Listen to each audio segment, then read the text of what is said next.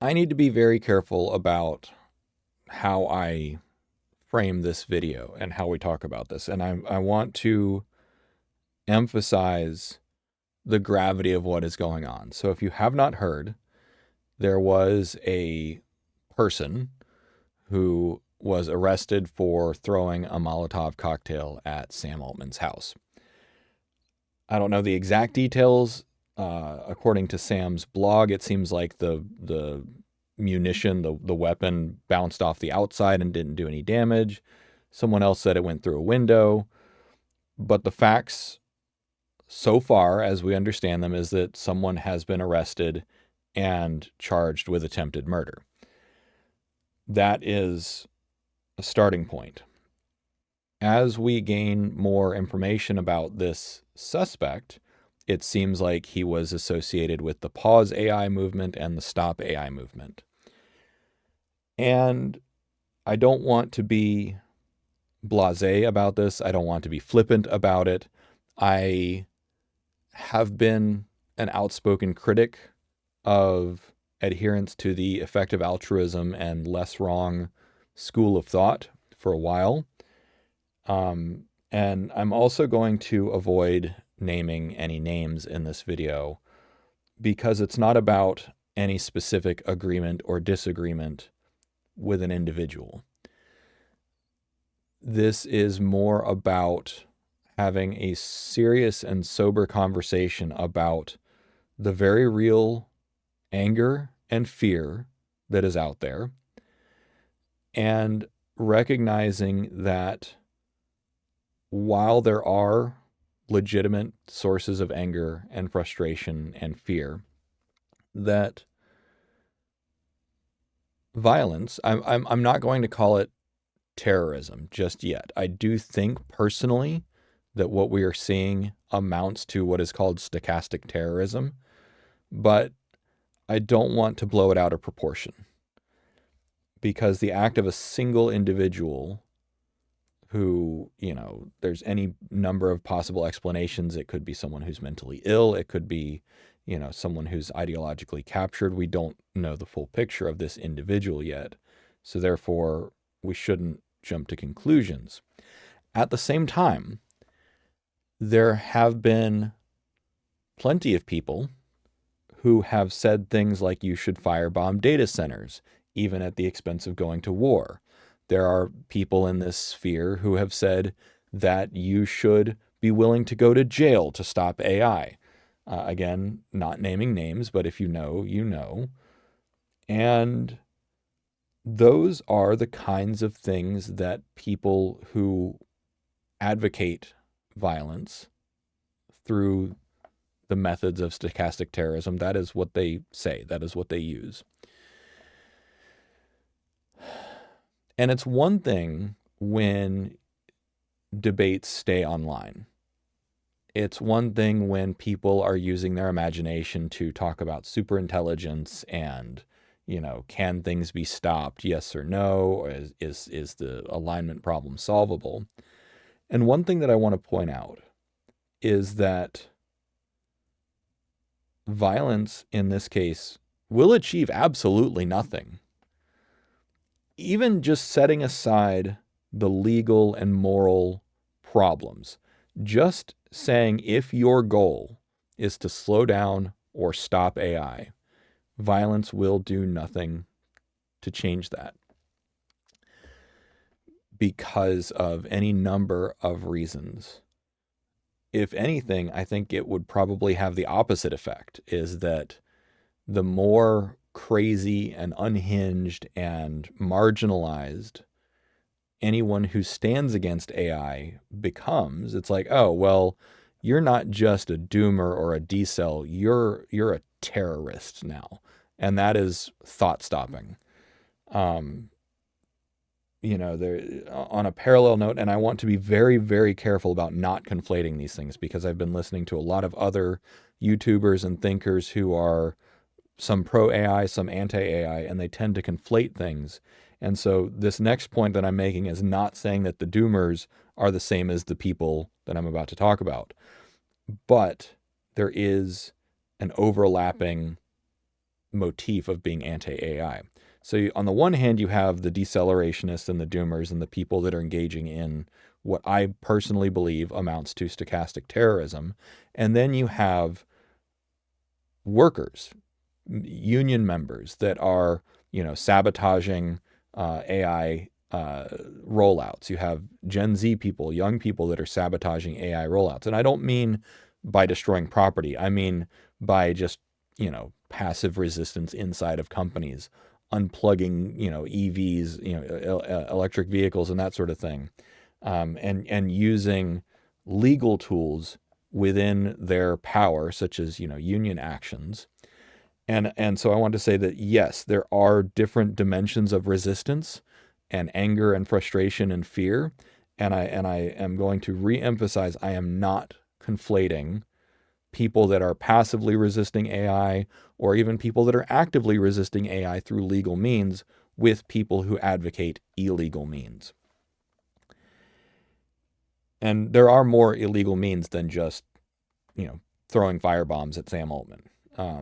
Destruction of property, threats, that sort of thing. Issuing death threats is not protected speech, just as an example. And I've said for a few years now, it's going to get worse before it gets better. And I'm the reason that I decided to make this video is because I see more commentators out there, more thinkers, more or less coming to the same conclusion that consider the fact that we have not even faced a large wave of AI-based layoffs yet. Consider that AI has only just been barely, at least generative AI, has only just been barely integrated into military operations. We have not seen the full capability of what our current tools will be capable of just in their current form factor, their current iteration, not to mention downstream evolution. And we're already seeing this much anger and fear. And one thing that I'm often accused of is just being too optimistic and having on, rose-colored glasses, because I believe that all problems are solvable, and I believe that this too is all a solvable problem. I think that it is the responsibility of an optimist to also be a realist. And that's why I'm making this video, because it would be irresponsible for someone who is pro AI and pro acceleration and pro, whatever comes, evolution of humanity, evolution of society, but it's one thing to study the past, the Luddite rebellions and protests, and it's another thing to start to see it coming together in real time. We've had the first handful of organized protests outside of OpenAI and Anthropic, and they were very small. And of course, the people were carrying signs and they were dressed pretty silly. If you haven't seen it, then look it up. Some of them were dressed like wizards and other things, and it was relatively difficult to take them seriously. They did some meme-based signs. Like one was like, "You wouldn't download the torment of Nexus," and okay, fine. And it's a very, very small group, and they went on a Saturday as well. So it was a very silly kind of thing to do. But me passing personal judgment to say that movement is silly, you people should not have gone to protest on a Saturday, is one thing. It's another to courageously acknowledge that, yes, many people are afraid, and there's many levels of this fear. On the one hand, there's artists that are afraid of losing their livelihood because AI can generate art and that sort of thing. There's writers, there's copywriters and freelancers that are losing work. If you go on to, freelancer subreddits and other communities for copywriters and that sort of thing, a lot of them have had a lot of work dry up. And some of the more successful copywriters that I know, they've leaned in, they use AI, and they make it very clear. And of course, their clients don't care. They're like, whatever, you deliver good results. We don't care what your process is. But that's a minority. That's not how everything works. And of course, I'm the guy saying post-labor economics. Let's get this. Let's get to a point where we get to the other side, and the other side looks like a situation where not just people's livelihood is no longer dependent upon work, but where their civil power, their leverage, their dignity is also not tied to labor.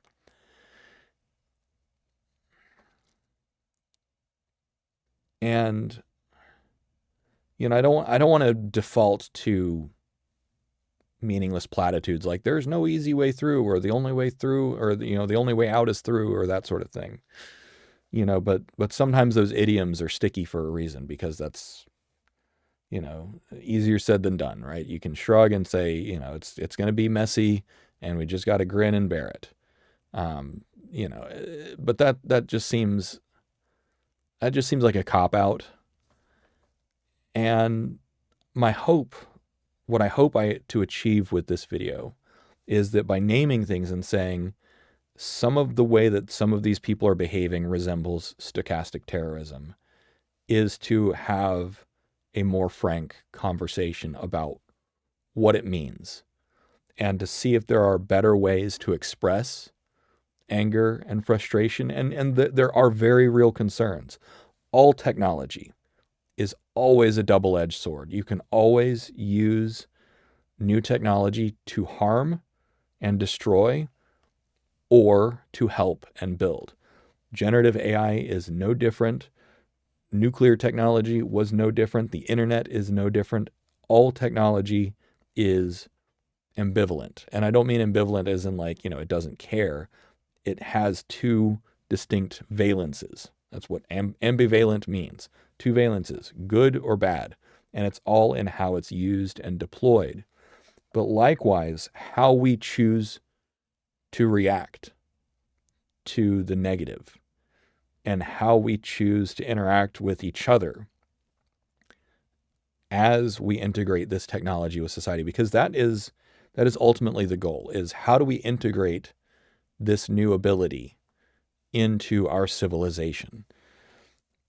In the past, and even in the present, this is not holding it at arm's length. In the past, whenever industrialization or technology can benefit someone, there are those that are first movers that reach for that and say, I'm going to maximize the benefit for myself, often to the exclusion or to the detriment of others. And that is the same thing that's happening today. And, that's, people might say, well, Dave, how can you say that and also be an accelerationist? And the way that I explain it is that acceleration is simply the default policy. That's the direction that things are going. And I don't see that there's any way to change that. And it's because the incentive structures are crystal clear. You have geostrategic competition between America and China. So at the very highest level, the technology is going to surge forward. And then you have free market competition at the domestic level, and still at the international level. So you have so many attractor forces pulling everything towards acceleration. So it's not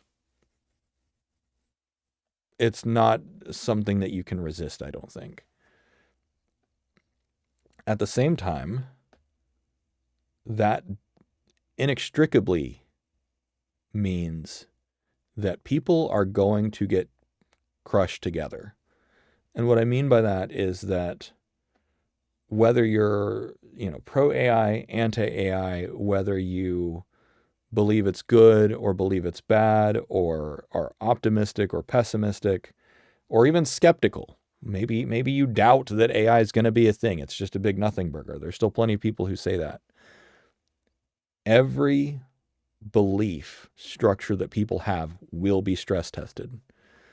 And one of the things that is intrinsically an intrinsic characteristic of these kinds of technologies is that you can only see so far around the bend. So what I mean by that is that it is a general purpose technology. Artificial intelligence, specifically generative AI, is a general purpose technology. And a general purpose technology, one of the characteristics is that it undergoes continuous ongoing improvement and that you continuously find new uses for it. So here's an example. When we first harnessed steam, electricity, the prima facie implementation of these things is usually very simple. With electricity, we didn't know what to do with it at first. We didn't know that you could make light with it, or magnetism and motors and everything else. So it took Thomas Edison 1,000 different tries or 10,000 different tries to figure out how to make a stable electric light. And then people figured out you can wind it around coils and you can make electromagnets. And then it took time to figure out you can make motors with that. And then it took time to figure out you can make radios and then computer chips and everything else. And artificial intelligence is itself a downstream consequence of harnessing electricity. So here we are, more than a century later, we're still discovering new uses for electricity. And artificial intelligence is going to go through the same kinds of evolutions where we find more and new uses for it. And it's a very pervasive technology. And so whenever someone has fear or anxiety or says like, we can't know the future, that is objectively true. There are irreducible complexities that you have to grapple with and be ready for. And of course, there's only so much that you can do to prepare. And now, I could imagine someone saying, well, Dave, you're outlining the perfect reason to be a decelerationist, because if acceleration is the default policy and it's the inevitable outcome, then we should be all hands on deck to slow it down as much as possible so that we can prepare.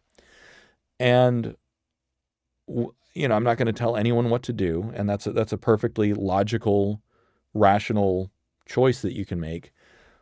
But I would personally say that it would be better to spend energy on adapting, not just resisting, but adapting.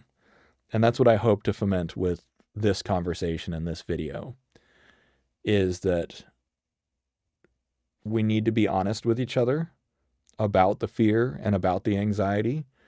We need to have those courageous conversations to acknowledge, different camps and find a better way to adapt and coordinate that doesn't require violence and doesn't require destruction of property or anything illegal. That's what I hope to achieve. And I'll leave you with those thoughts. And one last thing is to address the elephant in the room. The yellow things behind me, they're not moving boxes, they're sound traps, because I'm overhauling this studio so that I sound better as I record my books. So there you have it. Be safe and be kind. And let's just be honest.